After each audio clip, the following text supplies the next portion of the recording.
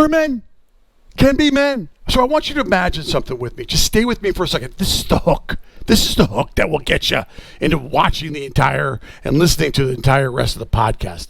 I want you to imagine me walking into your house. Your wife, your kids are gone. All right. We've made plans. I'm going to come over. I'm going to pick you up. We're going to go to the bar and we're going to watch a football game.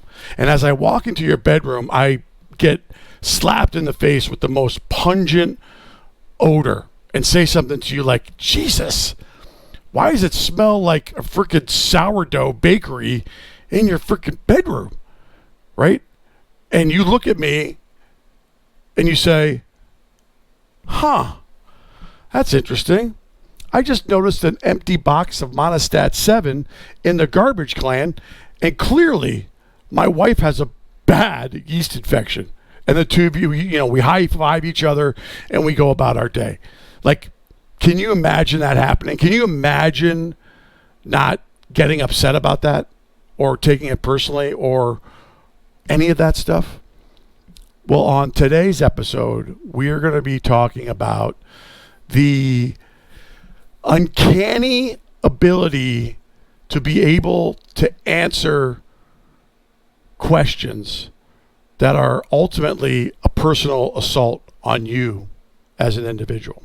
It could depend on what is being said that sparks this frustration, that sparks this anger. But if you go to this episode in my podcast, which is acknowledging you're more than just an ATM, we talk about one stage of the Goddard methodology, which is acknowledging that it's acknowledging that the primary ability of a man is focused on your ability to provide. Okay? Just acknowledging that.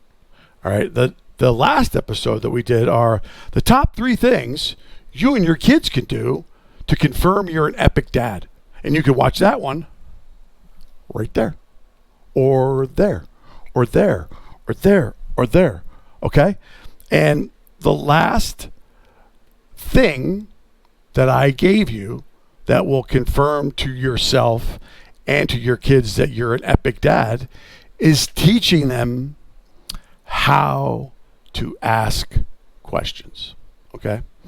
In this episode, we're going to be spending some time talking about how you answer questions. And since you're a man and you understand man language, you know by default that when you get in a room together with a bunch of guys and your bunches of friends and you go bowling and you play pool or you do whatever you do, the way that you communicate is by busting other guys' balls. And if you can bust guys' balls hard enough that they get upset and take it personally, you've won. You've won. Because now they're not going to get away from it. And on October 3rd at 9 p.m. Eastern Standard Time, that's going to be me and my 6 friends, all men, are going to do a live stream talking about the man game. And so I've labeled the man game the banter that goes back and forth between one man and either another man or a group of men. And if you can identify with having that happen to you, then you'll be able to understand the reason why I'm doing it. Because there's an art to asking questions and there's an art to answering questions. And most of the time, when men are bantering back and forth, if they're bantering back and forth with somebody that says something to them that they take personally, that should be a red flag. Not in the sense that it's a bad thing, but what is it about what they said that made you react the way that you did? Did they cut on your wife? Did they cut on your mom? Did they cut on one of your kids? Did they cut on your low self-esteem for whatever? What was it that caused you to turn it around and get frustrated, angry? Now, in dynamics like this that happen, let's just say at the bar, there's usually alcohol involved. And if that's the case, these types of scenarios can escalate very, very quickly and not end up in a good situation. But the game that we're going to play on October 3rd, titled The Man Game, is going to be a game where you and I are good friends. We know each other well enough to know that we don't really want to upset you or hurt you. So we agree that there's one area that you will not talk about when you're busting balls during the man game with one of your friends. And that one area that you won't talk about is if you or your buddy that you're playing this game with has a daughter. Like, that's out of bounds. Everything else is in bounds, but you can't cut on the dudes if he's got a daughter. That's just a whole different area you don't want to go down. But every other area is completely wide open. And what will happen is,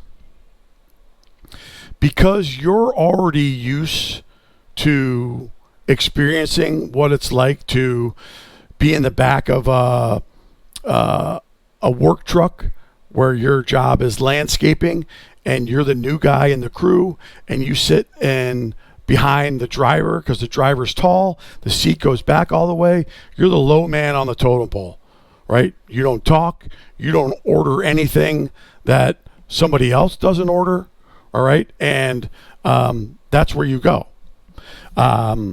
We all know what that world is like. And it's not until you've gotten some time under your belt on that landscaping crew that you can move over to the second seat behind the passenger, which he's shorter, which gives you a little bit more leg room, or even in the passenger seat. Now, if you become the type of manager that you're driving the truck, you've made it. You've absolutely made it. You're probably making $4 more than the guy who's sitting behind you, but you're in the driver's seat, and you got to teach this guy what he can and what he can't say. That's just kind of how it works. All right. So the man game is not about upsetting your friends in a way that they get upset. It's about getting them to a point where they're just about to get upset and you realize that you should stop. Okay. And you do.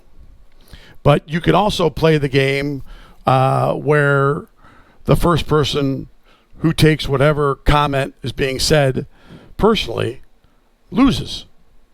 Now, you might be asking yourself, why would I want to play a game like that? The reality is if you're a man, Gen Xer, Gen Zer, you've been playing this game for years, right? You grew up with it, you understand it. This is how men talk, and this is how men communicate. And the purpose for playing the game is that if you play it with people that you're comfortable with and that you trust, like your brother or whatever, and you go back and forth, hopefully you'll be in a position where you'll say, stop, what you just said really upset me. All right. And then you both agree to stop, but you need to write down what upset you. Okay. That will help you to understand what areas you may consider wanting to work on and understand, so that you're no longer sensitive to that type of verbal assault any longer. Because when we respond to a personal attack, we're not thinking rationally, we're reactive, we're angry, we're either deeply upset, we're not on our game.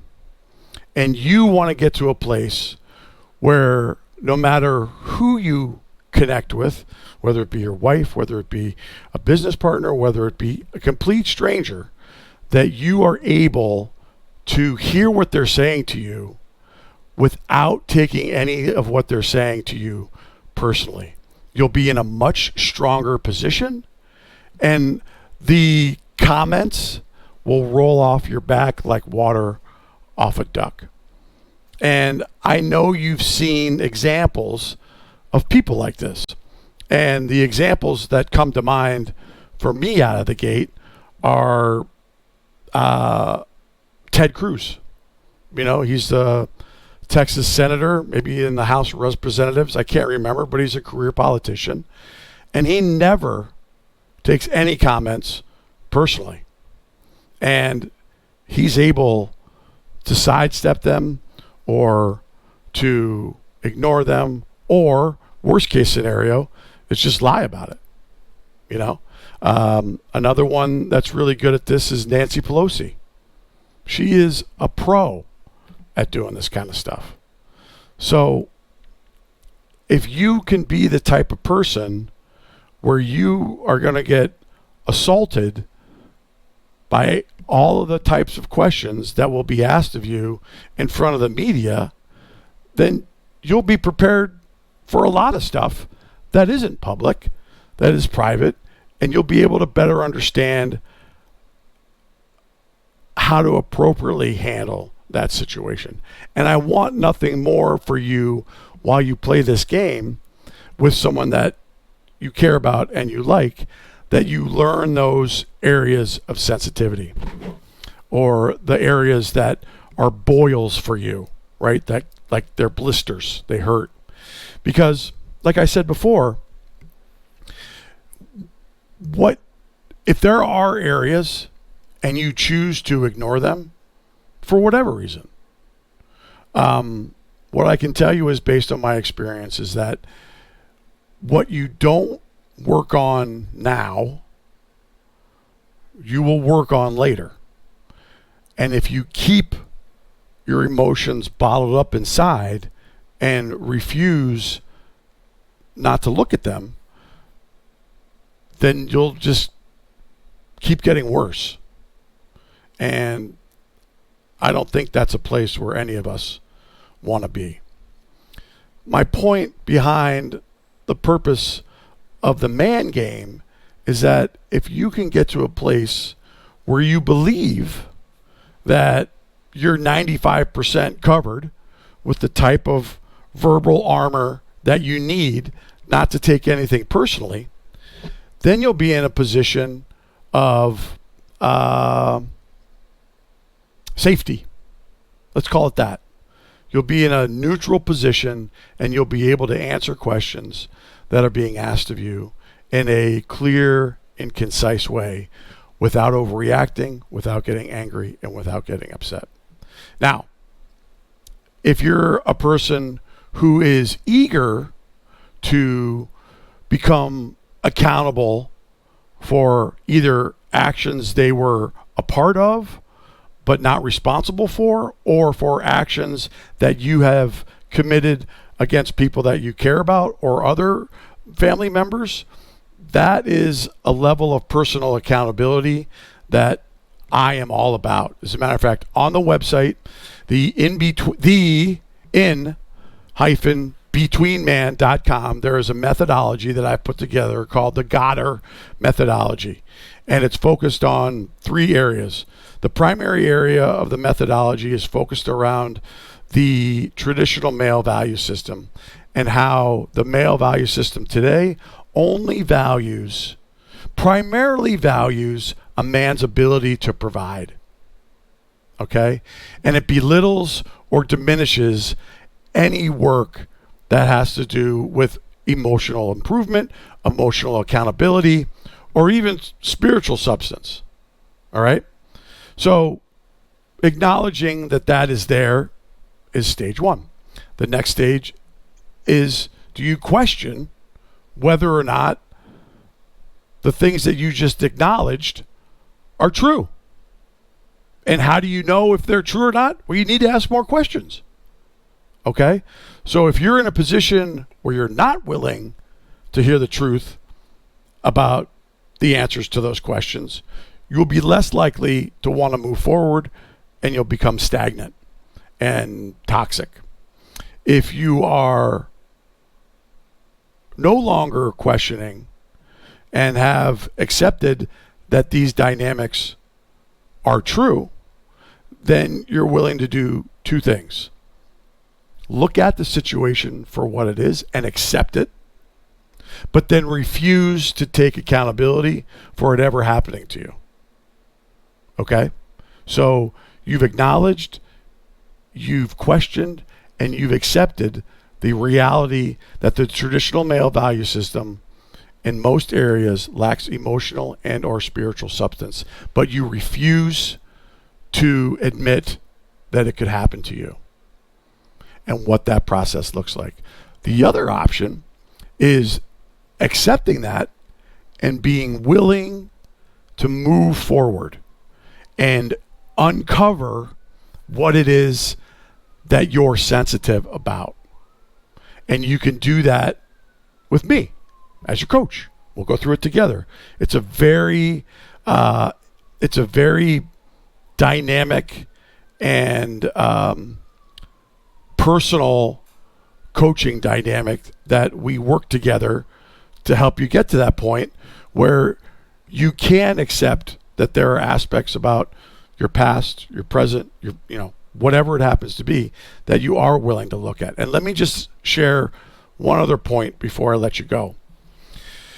The other point that I want to make goes back to the podcast that I mentioned about acknowledging that you're more than just an ATM. I referenced in that podcast episode a quote by Carl Jung. He's a predominant therapist. And he says that there is a necessary suffering to being a human being. Okay? And why am I bringing it up at the stage where you've accepted that there are aspects about yourself that you don't like and that you're willing to move forward to understand? It's because that is a time where you're not going to feel great. It's going to feel like you're struggling. It's going to feel like you're suffering. And instead of ignoring it, you're embracing it and you're walking through. And I'm not saying that you have to like it all the time, and I'm not saying that you have to embrace it. I'm just saying that you've made the conscious decision to accept that I know that I'm going to be a better person coming through the other side of that experience. And then what will happen to me when I do? And what usually happens to people who do and are willing to accept that change, they grow. They become different people. They break out of their shell that they've been stuffed into for a really long time, and they grew a new one. And they become more aware of certain scenarios, dynamics, experiences, emotions that kick them off or make them more upset than other situations. And that's really the goal here. The goal here is to teach you how to get to a place where you're not taking personal verbal assault personally because you've recognized that you've taken it personally and that you're willing to take a look at it. That you're willing and have accepted that you want to take a look at it. Now you can accept it, but willingly refuse to want to do anything about it. That's another option that you can do. And so what happens to the two people, one who accepts it and one that refuses to accept it? What happens to them? How do they live their life? Are they living happy, joyous, or miserable and resentful? Right? Do they join more polarizing groups to push a narrative that they think that they believe in? Or are they open to debate and having real conversations about real issues that matter and not being upset if you don't agree? It's far more complicated than that. But hopefully this podcast has given you a start to where you could try to learn how to do this. We could try learn how to do this. And that's all I'm asking. That's all I'm asking for you is to try.